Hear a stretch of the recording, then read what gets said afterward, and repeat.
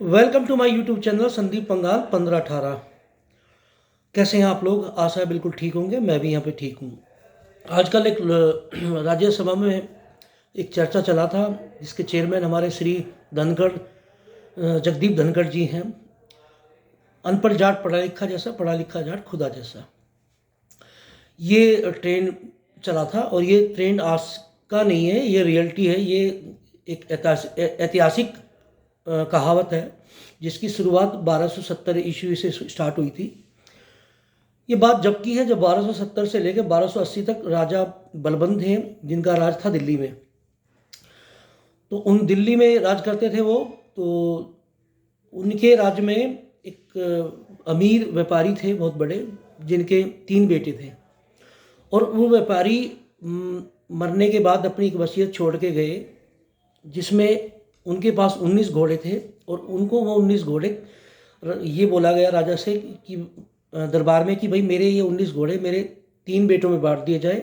बड़े बेटे को आधा हिस्सा दे दिया जाए, इनका मझले बेटे को चौथा हिस्सा, और सबसे छोटे बेटे को मेरे 5वां हिस्सा।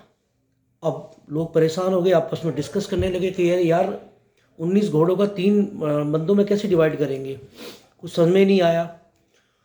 आपस में डिस्कस करते रहे, चर्चा चलती रही, परेशान हो गए। तो राजा ने के दरबार में एक बहुत मशहूर प्रसिद्ध कवि थे अमीर खुसरो।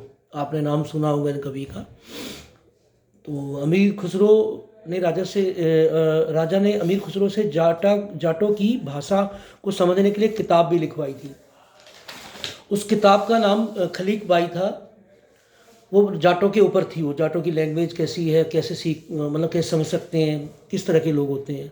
तो उस दौरान जब वो किताब लिख रहे थे तो अमीर खुसरो ने राजा से कहा कि राजा, मैं जाटों को अच्छे से जानता हूँ, इस समस्या का सॉल्यूशन सिर्फ जाट ही कर सकते हैं। वो लोग बहुत शार्प माइंड हैं और मैंने उनकी बहुत बड़ी बड़ी पंचायतें देखी हैं। वो बड़े से बड़े फैसले पंचायत में ही कर लेते हैं। अमीर खुसरो राजा ने कहा यार मुश्किल है जब हमसे ही नहीं हो रहा, लेकिन आप ठीक है बुलाओ किसी को वहाँ से। तो राजा के दरबार से एक चिट्ठी लिख के भेजी गई। मुजफ्फरनगर में एक सोरंग गांव है, मुजफ्फरनगर ज़िले में एक सोरंग गांव, वहाँ चिट्ठी पहुँची। तो वहाँ उन लोगों ने बैठ के जाटों ने पंचायत की। तो जाटों ने अपने में से एक चौधरी राम साय जी को चुना कि भाई आप जाओ और राजा की ये समस्या सोल्व करके आओ। चौधरी साहब अपना घोड़ा लेके दिल्ली पहुँचते हैं। राजा जी के दरबार में उनका स्वागत होता है। अमीर खुसरो से मिलते हैं, सबसे मिलते हैं, दरबार में सब बैठे हुए हैं। तो अब उन्होंने राजा से हाथ जोड़ के अपना नमस्कार किया और कहा कि राजा ने कहा कि भाई अब इनका करो समाधान, कैसे करना है।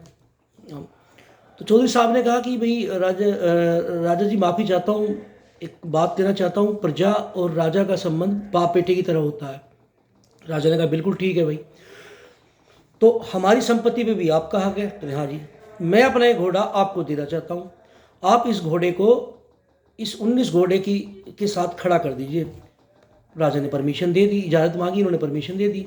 तो 19 घोड़ों में से एक घोड़ा चौधरी साहब ने, 19 घोड़े लेने में लगे थे, 20वां घोड़ा अपना खड़ा कर दिया। तो टोटल हो गए 20 घोड़े।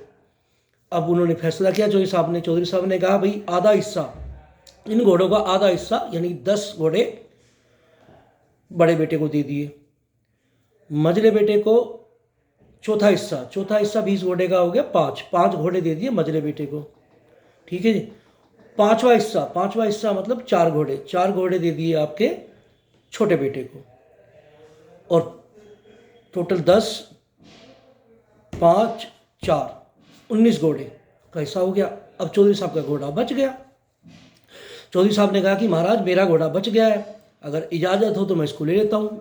राजा ने हंसते हुए मुस्कुराते हुए कहा भी ले लो। तब जोर जोर से अमीर खुसरो चिल्लाने लगे कि अनपढ़ जाट पढ़ा लिखा जैसा, पढ़ा लिखा जाट खुदा जैसा। सभी दरबार में सभी ये नारा लगाने लगे। तब से ये कहावत मशहूर हुई है। ये कहावत बिल्कुल रियलिटी पे है। और हमारे उत्तर प्रदेश, राजस्थान, हमारा हरियाणा, पंजाब, आसपास के क्षेत्रों में ये कहावत मशहूर है। इस कहावत का जड़ जो है ये यहाँ से है। ये राजा बलबन के टाइम से ये कहावत चली आ रही है। आशा है आपको इतनी जानकारी मिली जाटों के।